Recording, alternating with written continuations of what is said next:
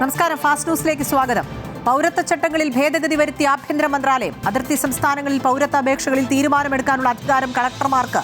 മാറ്റം വരുത്തിയത് പാകിസ്ഥാൻ, ബംഗ്ലാദേശ്, അഫ്ഗാനിസ്ഥാൻ എന്നിവിടങ്ങളിൽ നിന്നുള്ള ന്യൂനപക്ഷങ്ങൾക്ക് പൗരത്വം നൽകുന്ന നടപടിയിൽ.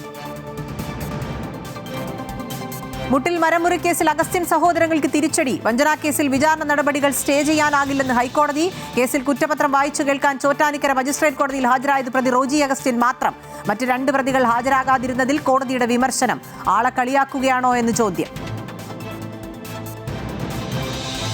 പ്രതിപക്ഷ നേതാവ് പിണറായി വിജയന്റെ മകൾ ടി വീണയുടെ കോഴിക്കോട് പന്തീരങ്കാവിലെ ലേക്കർ ഇന്ത്യ കോപ്സ് ഓഫീസ് പൂട്ടിയ നിലയിൽ.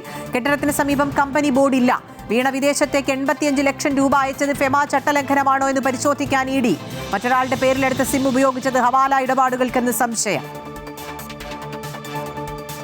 DGP എസ് ശ്രീജിത്തിന് ആശ്വാസം. വിജിലൻസ് കേസ് അവസാനിപ്പിക്കണമെന്ന സർക്കാർ ആവശ്യം ഹൈക്കോടതി അംഗീകരിച്ചു. DGP ആയതിലെ പ്രധാന തടസ്സം ഇതോടെ നീങ്ങി.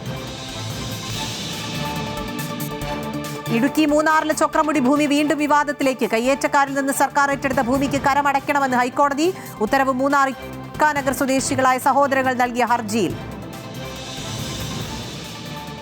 കുതിച്ചുയർന്ന സ്വർണ്ണവില. ഗ്രാമിന് 395 രൂപ വർദ്ധിച്ച് 14,600 രൂപയായി.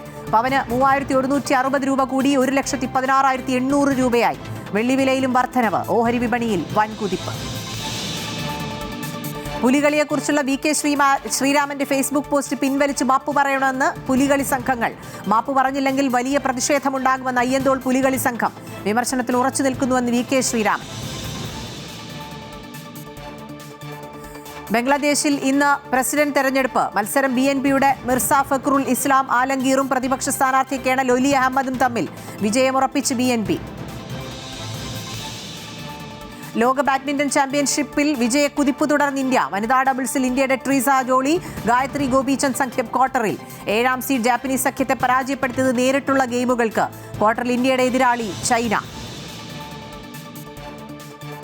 കേരള ക്രിക്കറ്റ് ലീഗിന്റെ 3ാം സീസൺ ഇന്ന് തുടക്കമാകും. ഉദ്ഘാടന മത്സരം കാലിക്കറ്റ് ഗ്ലോബ് സ്റ്റാർസും തൃശൂർ ടൈറ്റൻസും തമ്മിൽ. മത്സരം തിരുവനന്തപുരം ഗ്രീൻഫീൽഡ് സ്റ്റേഡിയത്തിൽ. ഫൈനൽ സെപ്റ്റംബർ 5-ന്. ഫാസ്റ്റ് ന്യൂസ് പൂർണ്ണമാകുന്നു. നമസ്കാരം.